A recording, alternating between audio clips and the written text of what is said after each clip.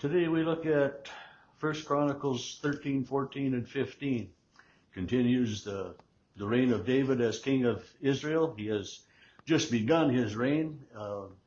We've talked about it yesterday with the beginning of it and everything getting going. And chapter 13 begins with David consulting the commanders and the thousands and the hundreds and every leader. And he says to them, if it seems good to you, if it's the will of the Lord, let's bring the tabernacle here to Jerusalem, and let us send abroad, and all the priests and the Levites in the cities have pasture land, and we haven't really heard a whole lot about the Levites, and there were priests, yes, but the Levites were something we didn't hear a lot about in books of Samuel and Kings. But David assembles all of the people together, and they decide, okay, we're going to bring this Ark of the Covenant, and they go to get it. And we read this earlier in a different book, of course. And Uzzah and Ahio are driving the cart, and King David and the rest are dancing ahead of it, and the oxen stumble, and Uzzah reaches back, and God's anger is kindled in Uzzah, and God takes Uzzah's life, puts him to death.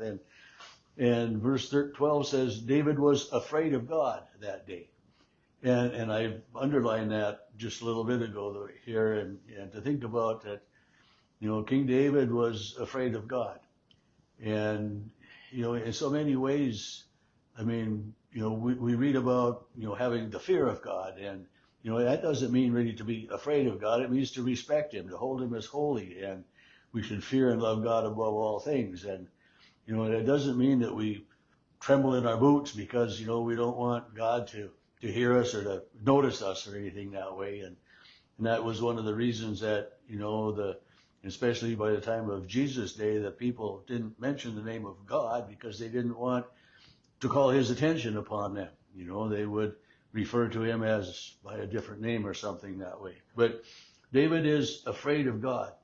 And how can I bring the Ark of God into my city if something like this is going to happen? And I can understand that fear that way, that David's being afraid. But it was one of those things that, the Levitical tribe was kind of out of the thought process. And because it was the Levites, the priests who were to carry the ark and to, position it and do all of that. And so in a way, it makes sense that God would be angered with Uzzah because he wasn't one of those that was authorized by God to be, in charge of moving the ark. So anyway, because this has happened, David leaves the ark at a person's residence. We're just going to abandon this journey for right now. And it was, in the house of Obed-Edom, the Gittite, it says. And then this, the ark of God remained there, and the Lord blessed the household. And I remember, reading that, as we read this story before. Chapter 14, King Hiram of Tyre sends messengers to David along with cedar logs and other things, to say, we should build a house for you, a palace. And in verse 2, I kind of chuckle because it says, David then perceived that he was king of Israel and that his kingdom was highly exalted. So, and maybe it wasn't so much that he understood that he's now the king, but that other nations respected him as king. This maybe is more what he was perceiving and understanding than just that he was now king, because he'd been anointed king by the prophet, even while Saul was king, as we read. And then verse 3 just kind of, David took more wives and had more children. And that's, that is something that is so foreign to us, to have so many wives, but it was more common then. And so we had that brief interlude about, more wives and more children. And then verse 8, the Philistines heard that David had been anointed over king. and they go in search of him, and they're coming to do battle. And David inquires of the Lord, should I go against these Philistines? And excuse me, the response David gets is, go up and I will give them into your hand.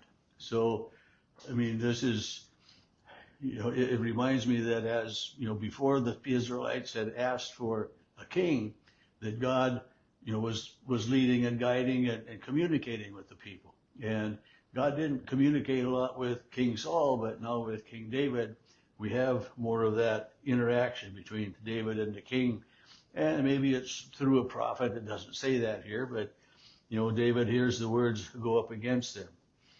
And the Israelite army is very successful against these Philistines.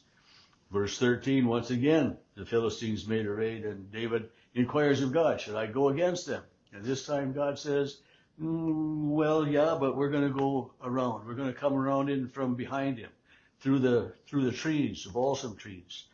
And when you hear the sound, then God says, I will go forth and destroy them.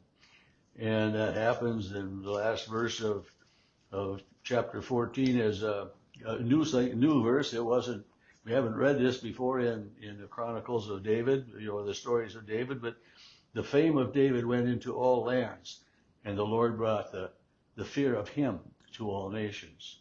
So not only was David then, respected as the king, but other nations, because of David's success against the Philistine armies, the other nations had the fear of David and the fear of Israel in them. And so this is part of the reason that Israel had this time of relatively peaceful existence during the reign of David. Chapter 15, David builds a house for himself in the city of David in Jerusalem, and he prepares a place for the Ark of the Covenant. So he's still got it in the back of his mind we need to bring this Ark of the Covenant to Jerusalem. There's no temple built there yet. I mean, David would like to build a temple, but God says, no, your son Solomon will do that. We don't hear that today either, but there's a place for the Ark.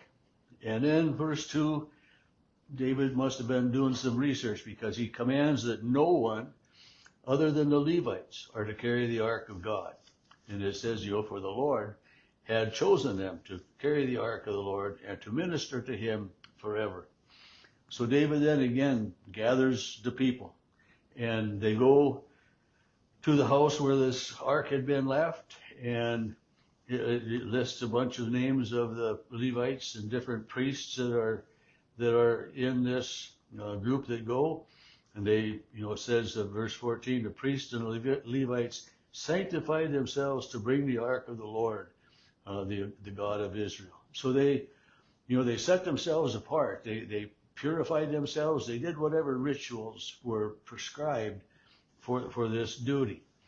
And then David also commanded chiefs to appoint singers and musicians and everyone to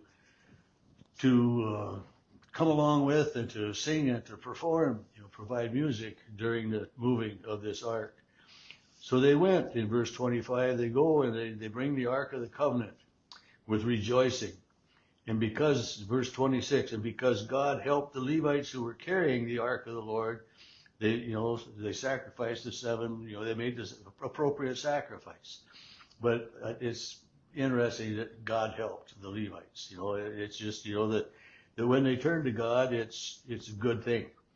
And so the Ark of the Covenant comes to the city of David, but there's that one little bit there, that King Saul's daughter, Michal, David's wife, sees David dancing and is embarrassed by that and begins to then loathe King David. And it's, as great a deal as it is that the ark is brought to the city of David, this enmity comes between David and his wife. And we didn't hear a whole lot more about that in our other reading, and I don't remember if we will now again or not either. But we'll see you again tomorrow.